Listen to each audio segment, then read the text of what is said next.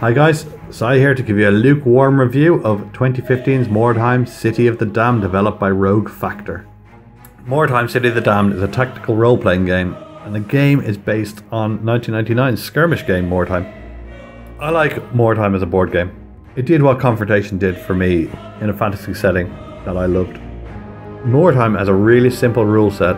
Basically, write your own adventures as you go along, although it is a player versus player unlike Warhammer Quest. The computer game sets out a very competent gang structure and roleplay elements to really make your gang as unique as you like. Basically, there are infinite combinations as to how your party will evolve. Rogue Factor went to a lot of effort to present information for you. It's a welcome sight seeing the console on the top right corner keeping track of all events as they happen.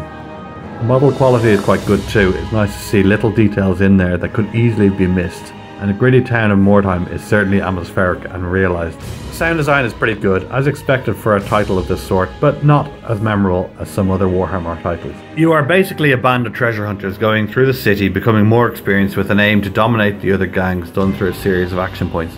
Blue seemingly for movement and interactions, and red for combat, defense and special actions. So what's not to like? The camera.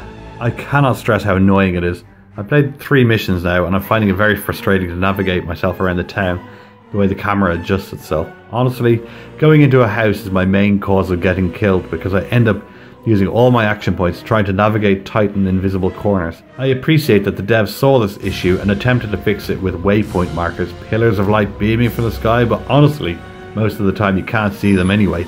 So navigating using your sense prevails for the most part. The next massive issue I have is finding loot or objectives. A lot of the times they blend in with the drab scenery and you can't find it even a few feet away. If that wasn't bad enough, jump and climb points really look confusing along with the previously travelled points, lights and objective markers. It's all a lot to take in and everything's just gearing towards you to look for lights. My issue with this game is the third person view. Since this game is turn based and action point based, I honestly think they would have made their lives easier if they'd adopted it into something more like XCOM. Maybe that would be oversimplifying it, but it could have borrowed from Valkyria Chronicles, which this game already bears several resemblances of. Valkyria Chronicles was groundbreaking and oddly never cloned very well. Mordheim is incredibly slow paced too.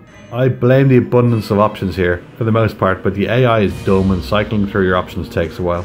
Mainly done because this is ported to the consoles, which I feel is an old excuse for having a poor interface to deal with. I actually got very frustrated with Mordheim, wandering around looking for items that I was seemingly on top of. The endless tutorials and pop-up messages too. There's only so much that you can take in, and it's so unrelenting.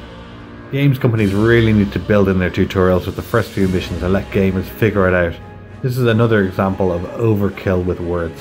So to sign off, I call this game an average looking, frustrating venture into the old world. Hardcore Mordheim or Warhammer fans might well be able to look past its flaws, and there is plenty to rejoice in there too.